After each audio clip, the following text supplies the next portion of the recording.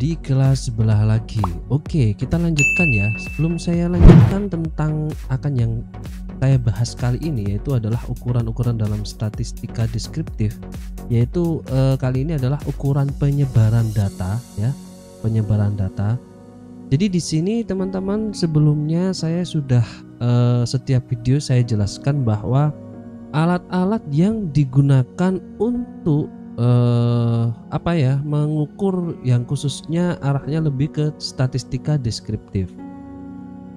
Jadi mungkin kalau teman-teman yang memang ingin mencari tahu detail tentang murni statistika gitu ya, mungkin di sini saya kurang lengkap, karena di sini yang saya tekankan adalah lebih ke arah statistika yang untuk model-model penelitian, bisnis, ekonomi dan lain sebagainya. Jadi bukan murni statistika yang memang ilmu dasar, sama halnya seperti kayak matematika dan lain sebagainya. Nah, di sini apa fungsinya gitu ya? Khususnya yang kali ini ukuran penyebaran data. Di video sebelumnya juga saya sudah jabarkan, di situ ada ukuran pemusatan data, kemudian ada ukuran letak data, kemudian yang terakhir ini adalah ukuran penyebaran data. Ini yang banyak nanti digunakan di dalam model-model statistika yang biasanya digunakan di dalam penelitian yang karakteristiknya adalah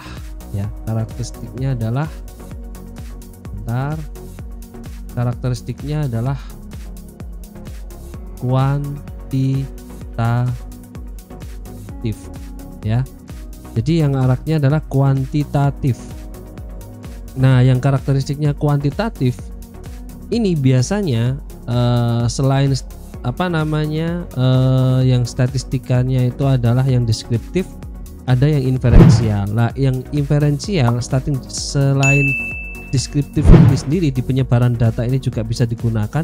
Di inferensial jelas ukuran-ukuran penyebaran data ini lebih banyak dimanfaatkan dan manfaatnya sangat krusial, sangat penting. Nah, nanti akan kita bahas, tapi di sini kita fokuskan untuk statistika deskriptif, ukuran penyebaran data, dan ini nanti juga bermanfaat untuk di statistika inferensial, karena di statistika inferensial juga menggunakan model-model ini di dalam struktur statistikanya dalam melakukan penelitiannya. Kira-kira seperti itu ya teman-teman ya. Oke, kita lanjutkan tanpa panjang lebar, kita mulai bahas satu persatu poin-poin yang ada di dalam ukuran penyebaran data di kelas sebelah lagi. Halo teman-teman, sebelum kalian lanjut menonton video ini, pastikan kalian sudah subscribe channel ini agar kami bisa terus membuat video-video yang bermanfaat untuk kalian semua.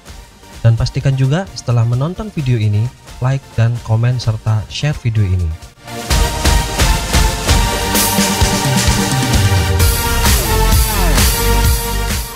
Oke. Ada yang ketinggalan ya. Jadi ini ukuran penyebaran data ini nanti kita akan bahas range, variance, standar deviasi, koefisien variation, skewness sama kurtosis. Oke, kita bahas satu persatu. Yang pertama adalah kita berkenalan dengan ukuran penyebaran data. Apa itu ukuran penyebaran data? Ukuran penyebaran data adalah statistik deskriptif ya, yang digunakan untuk mengukur seberapa jauh data tersebar dari nilai pusatnya atau ukuran letaknya. Oke, jadi kemarin di video-video sebelumnya saya sudah bahas tentang ukuran pemusatan data sama ukuran letak. Jadi apabila kita ingin lihat suatu data gitu ya, suatu data di dalam satu titik, contoh kalau seumpama kita perumpamakan ini sebuah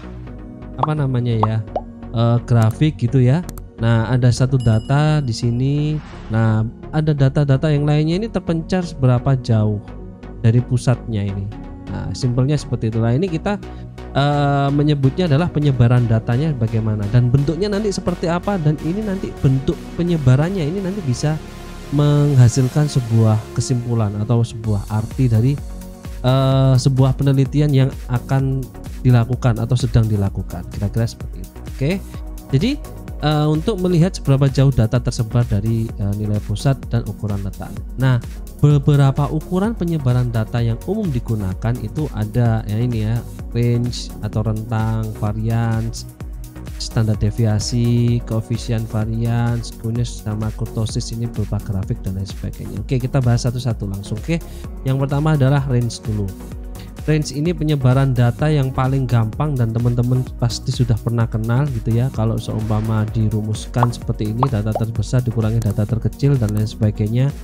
Contohnya di sini range 95 dikurangi 26, berarti range-nya adalah ketemunya 69, jaraknya antara itu. Nah, ini adalah salah satu bentuk bagaimana penyebaran antar satu titik dengan titik yang lainnya itu terjedah atau berjarak penyebarannya sebesar 69. Kira-kira seperti itulah ya simpelnya ya, kalau seumpama kita praktekkan di dalam sebuah penelitian. Kalau di video sebelumnya sudah banyak ya kasus-kasus yang saya contohkan yang memang arahnya menggunakan range, atau di situ kalau tidak salah besaran lah ya, besaran apa namanya, jaraknya, intervalnya dan lain sebagainya. Nah, arahnya seperti itu. Nah, itu kan rumus-rumus range ini yang kita gunakan. Ini adalah bagian dari ukuran penyebaran data. Oke, itu range yang pertama. Yang kedua adalah simpangan rata-rata atau mean deviation gitu ya. Apa itu? Ukuran variabilitas yang juga banyak digunakan untuk mendeskripsikan sejauh mana sampel ya. Sekali lagi di sini saya tekankan, statistikanya adalah statistika untuk arahnya lebih ke penelitian dan memang tidak murni statistika. Keilmuan statistika ya, atau mungkin bahkan matematika gitu ya. Jadi di sini adalah sudah kita atau saya coba padukan, arahnya adalah lebih ke penggunaan dalam sebuah kegiatan penelitian atau penunjang dalam metodologi penelitian. Oke gitu ya. Jadi rata-rata simpangan di sini berfungsi untuk mendeskripsikan sejauh mana sampel pengamatan ya. Sampel pengamatan menyimpang dari rata-rata sampel. Nah, ini biasanya kita gunakan untuk ngecek apakah ini sesuai atau tidak. Maksudnya sesuai itu gini, data ini memang bisa dipercaya atau tidak, dan mungkin bisa dilanjutkan untuk dianalisis atau tidak. Simpelnya seperti itulah. Rumus-rumus yang digunakan adalah rumus-rumus yang disebut dengan rata-rata simpangan. Dan kemudian rumus itu tergantung dengan datanya. Ada yang datanya data tunggal, berarti menggunakan rumus ini. Kalau data kelompok menggunakan rumus ini. Ini ada sudah keterangannya, kita tinggal praktekkan aja gitu ya. Sebetulnya saat ini hal yang seperti ini khususnya untuk teman-teman yang mungkin sedang melakukan penelitian, mungkin jarang ada yang tahu ini ya, karena sudah tercover semua dengan aplikasi-aplikasi alat bantu seperti eViews, SPSS dan lain sebagainya banyak. Tetapi tidak ada salahnya kita mungkin mengenal tentang ini ya, rata-rata simpangan, di mana ini adalah salah satu ilmu statistika yang digunakan di dalam penelitian, menunjang penelitian yang khususnya adalah karakteristiknya yang datanya adalah kuantitatif. Kira-kira seperti itu ya. Oke, kita lanjutkan kembali ke topik sini adalah simpangan untuk data tunggal, simpangan untuk data kelompok. Kira-kira seperti itu ya. Jadi ini untuk mengecek sejauh mana sampel pengamatan menyimpang. Jadi kalau sampel pengamatannya terlalu jauh, ini biasanya kita menyebutnya adalah apa namanya, data tidak bisa digunakan, karena kemungkinan ada beberapa faktor waktu dilakukan penelitian, pengamatannya ini, sampelnya ini ada gap yang terlalu jauh, atau mungkin terlalu sulit dari kuesionernya dalam responden untuk bisa memahami pertanyaan-pertanyaan yang ada. Lah, ini permasalahan-permasalahan yang bisa berdampak di sini gitu ya. Jadi rata-rata simpan. Nah, kalau ke arah rumusnya sendiri kita tidak melihat di situ, tapi lebih ke nilainya, bagaimana nilainya ini terpenuhi atau tidak lah, menggunakan simpangan rata-rata simpangan ya. Ada data kelompok, ada data tunggal. Nah, kita contohkan di sini. Kalau seumpama di sini, tapi saya contohkannya bukan dalam bentuk data yang sama halnya seperti penelitian ya, tapi ini adalah data-data yang biasanya digunakan di dalam contoh-contoh statistika atau matematika. Oke, di sini saya contohkan, diketahui nilai ujian gitu ya. Nilai ujian suatu kelas itu ini nilainya. Kemudian dari data tunggal nilai ujian tersebut carilah rata-rata simpangannya atau simpangan rata-rata. Nah, yang pertama yang harus dilakukan adalah mencari minnya ya, rata-rata tunggalnya. Ini di total dulu dibagi 7. 7 itu apa? Jumlah datanya ini ya.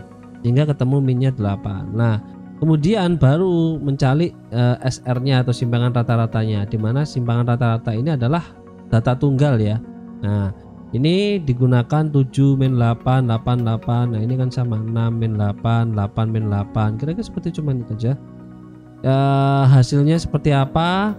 Hasilnya adalah simpangan rata-ratanya 6/7.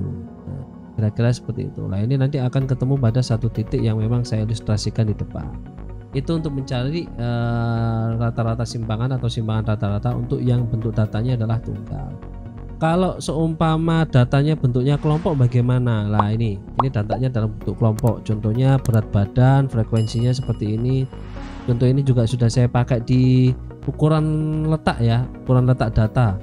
Ini juga hampir mirip datanya, data contohnya ya, contoh soalnya ini. Nah, berat badan, frekuensi, kemudian carilah apa namanya ini ya, tentukan min deviasinya atau rata-rata simpangannya. Nah, yang pertama kita harus cari tahu besar rata-rata tersebut dengan membagi hasil perkalian titik tengah dengan frekuensi terhadap jumlah frekuensinya. Nah, ini kan titik tengahnya 50 54, titik tengahnya berapa ya, 55 59, titik tengahnya berapa. Nah, ini dikalikan kan kira-kira seperti itu, dikalikan ketemunya adalah 1280. Jadi di sini kelihatan, nanti kita bisa melihat di sini. Nah, ketemunya adalah 64 1280 20 14. Ini yang tahap pertama, yaitu mencari titik tengahnya dulu gitu ya, titik tengah dari frekuensinya. Kemudian tahap kedua adalah mencari besar min deviasinya. Nah, ini baru masuk ke rumusnya itu sendiri, dimana mencari rata-rata simpangannya menggunakan rumus. Nah, karena tadi sudah diketahui titik tengahnya, frekuensinya, kemudian berapa poin ini X1 dikurangi apa namanya ini rata-ratanya atau titik tengah ya, titik tengah dikurangi rata-ratanya kan 64 tadi ini ya. Nah, ini dikurangkan menjadi 12. 64 kurangi 52, 64 kurangi 57 ya, 64 ya, 64. Nah, ini nanti hasilnya 64 dikurangi 62 jadi 2 lah ini. Nah, di sini kemudian ini frekuensinya dikalikan. Nah, ketemu kan? Nah, di sini 148 kita masukkan rumusnya ini jadinya 7,4. Jadi besar min deviasinya dari data tersebut adalah 7,4. Jadi di sini ini adalah rata-ratanya ya, di titik tengah rata-ratanya, kemudian di sini min deviasinya baru bisa ditemukan. Kira-kira seperti itu. Itu rata-rata simpangan untuk data yang kelompok. Oke. Rata-rata simpangan sudah, range sudah, kemudian kita ke simpangan baku atau standar deviasi. Lah, ini sering kok standar deviasi ini kita sering menggunakan. Standar deviasinya berapa? Standar deviasinya berapa kan di Zoom? Itu yang biasa dilakukan di dalam penelitian kuantitatif yang awal-awal. Yang awal-awal itu pasti kalian lihat yang namanya adalah standar deviasi. Dan biasanya itu dilakukan untuk pengecekan data itu memang sudah standar atau belum, dalam artian sudah memenuhi standar deviasi atau belum. Kalau sudah terpenuhi standar deviasinya, berarti data itu boleh dilanjutkan untuk bisa dianalisis. Kira-kira seperti itu. Nanti ada kok pengenalan kita, ada uji asumsi klasik, kemudian apa ya, reliabilitas, validitas. Nah, itu kan kita melihatnya di situ standar deviasinya, nilai-nilainya yang dihasilkan itu. Nah, kira-kira seperti itu. Itu adalah salah satu fungsi dari standar deviasi yang arahnya adalah ke penelitian kuantitatif, khususnya untuk membantu proses metodologi penelitian. Oke, kita langsung kembali lagi ke simpangan bakunya. Simpangan baku itu untuk apa sih kan gitu ya. Jadi simpangan baku ini ada dua teman-teman ya. Di sini ada simpangan baku deviasi standar untuk populasi, kemudian juga ada untuk yang sampel. Pada dasarnya kita tidak bisa mengetahui, melihat sesuatu apabila itu berhubungan dengan populasi yang besar. Contoh, kita ingin melihat apakah rakyat Indonesia dengan kondisi yang saat ini akan pemilihan presiden tahun 2024 dengan pilihan yang ada yang sudah disampaikan gitu ya, ada Ganjar, ada Anies gitu ya, ada siapa lagi satunya, Pak Prabowo gitu ya. Nah, di antara ketiganya siapa yang lebih dominan? Nah, itu kan sebanyak manusia, sebanyak Indonesia kan nggak mungkin kita bisa. Akhirnya kita biar bisa tetap melihat data tersebut, kita menggunakan yang namanya sampel. Lah, sampel ini adalah mewakili populasi itu tadi. Nah, kira-kira seperti itu. Nah, untuk bisa melihat standar deviasinya, lah kita bisa memenuhi rumus-rumus yang ada. Nah, kira-kira seperti itu. Apabila deviasinya populasi seperti ini, untuk sampel seperti ini, sebetulnya mirip, tinggal menyesuaikan dari rata-rata populasi dan untuk apa namanya ini rata-rata sampel. Kira-kira seperti itu. Rata-rata populasi dan rata-rata sampelnya disesuaikan saja, rumusnya hampir mirip sama ya. Oke, itu standar deviasi. Pada dasarnya sama. Oke, kita contohkan saja di sini sekali lagi contohnya, tetapi arahnya lebih ke contoh-contoh klasik ya, contoh-contoh klasik dalam statistika, contoh-contoh yang umumnya digunakan dalam keilmuan statistika. Dalam bukan contoh yang biasanya digunakan di dalam penelitian yang arahnya lebih ke apa namanya, penelitian kuantitatif ya, seperti itu kan. Oke, contohnya yang pertama adalah di sini perlu kita ketahui bahwa di sini contoh simpangan baku yang datanya adalah tunggal gitu ya. Nah, ini ada 67890, kemudian standar deviasinya berapa? Lah, ini dihitung sama halnya dengan rata-rata tadi ya, mirip ya.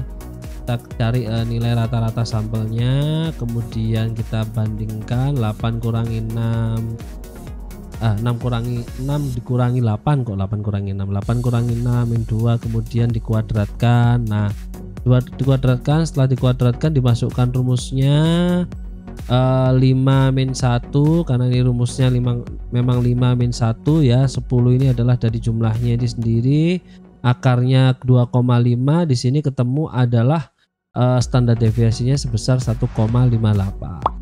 Kalau di dalam penelitian ini dilihat apakah ini terpenuhi atau tidak sesuai standarnya. Nah, kira-kira seperti itulah. Kita tinggal mengikuti standarnya siapa yang akan kita gunakan dalam penelitian kuantitatifnya.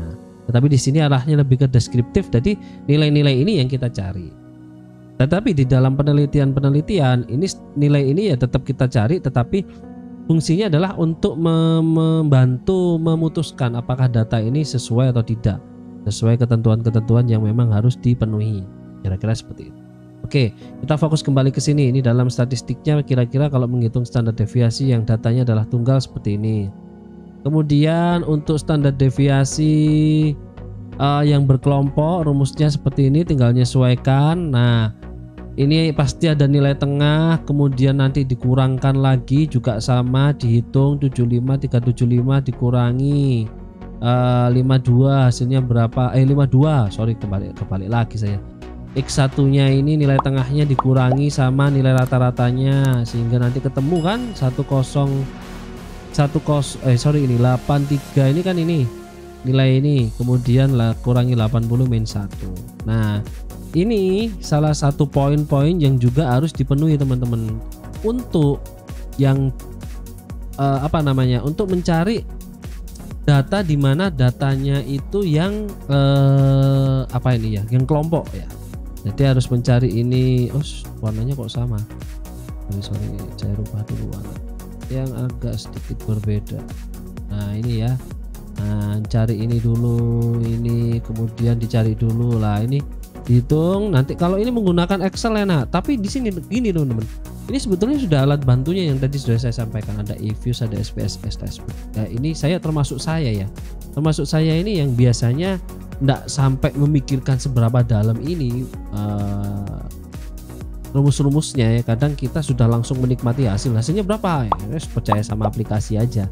Tetapi tidak ada salahnya kita belajar ini sebagai dasar ya. Oke, ini adalah salah satu contoh perhitungan untuk simpangan baku ya.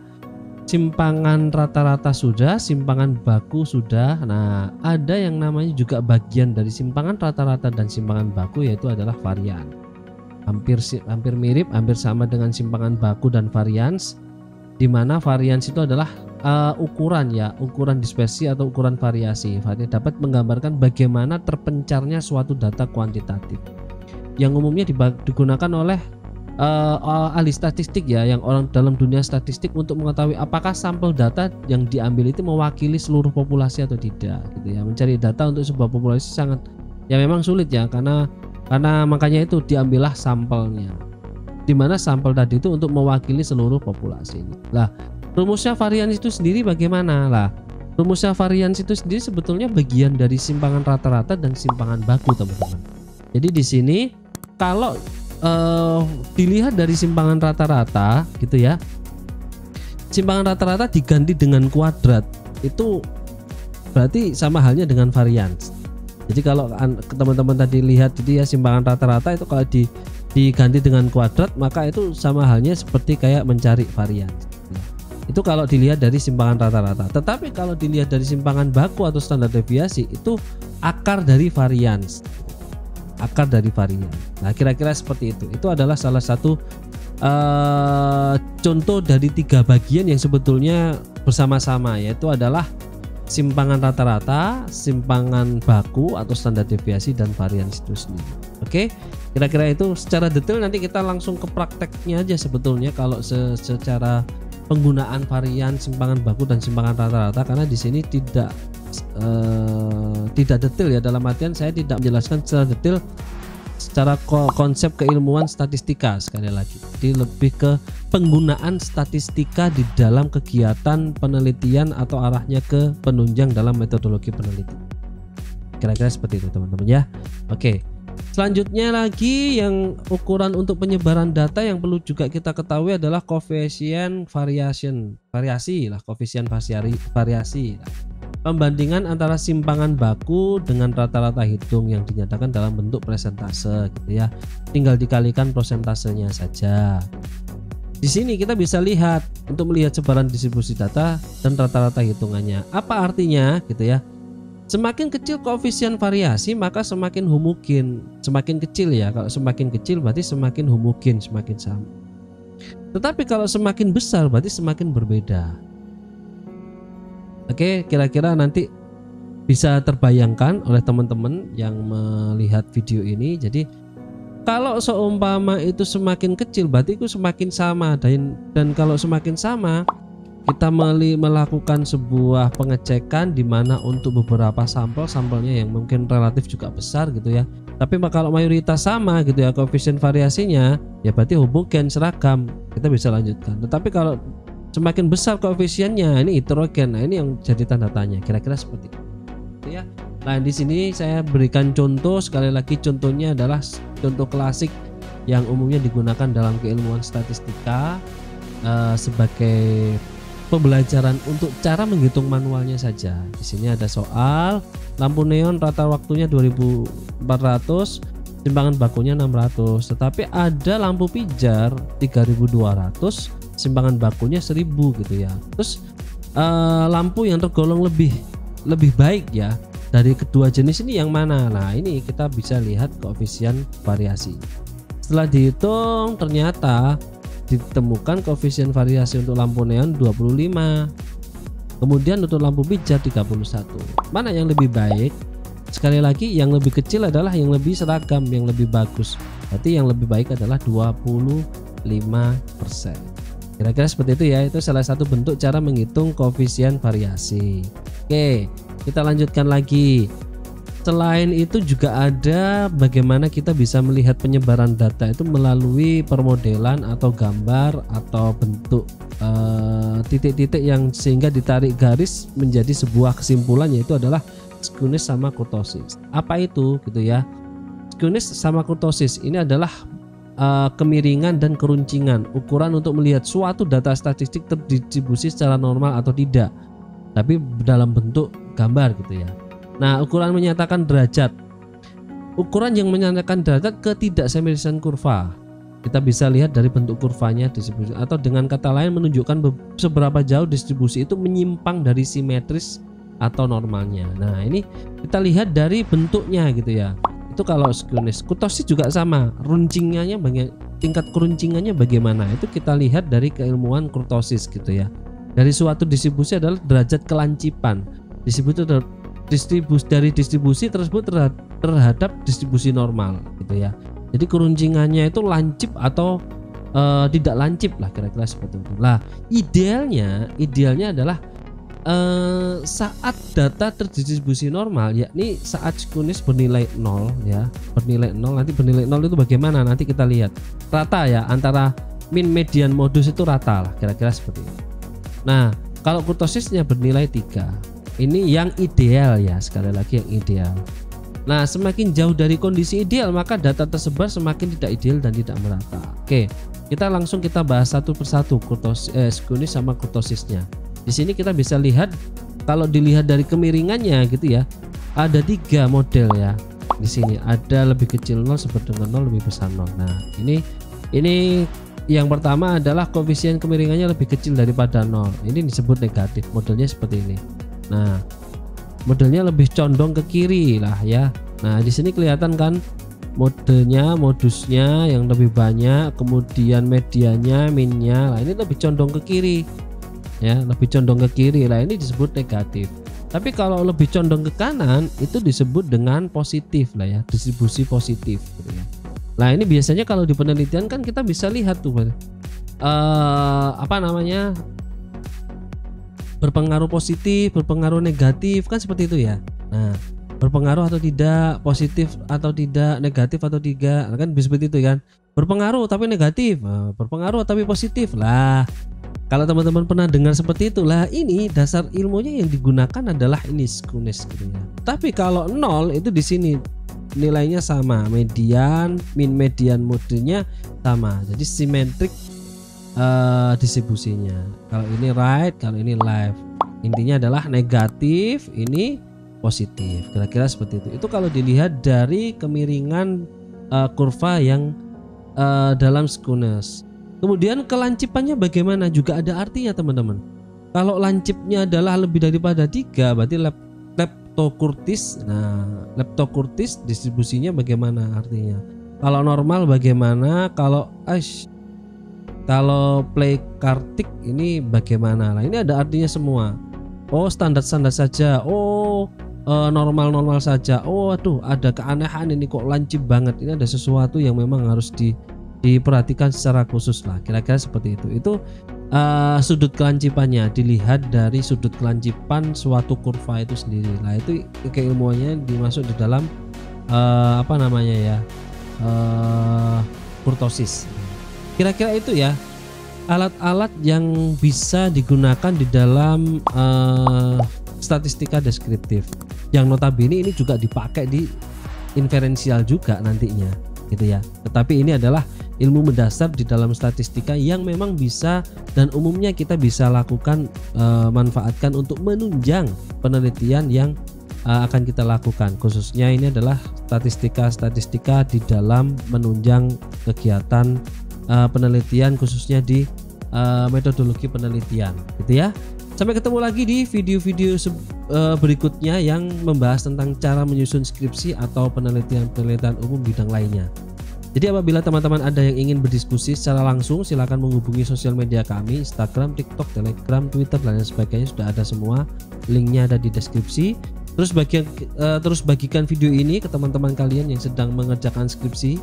Jangan lupa subscribe, like, comment, share agar kami bisa terus membuat video-video yang bisa membantu menyelesaikan skripsi teman-teman, dan khususnya dalam kegiatan analisis dalam penelitian kuantitas. Oke, kira-kira seperti itu dulu. Terima kasih, semoga bermanfaat.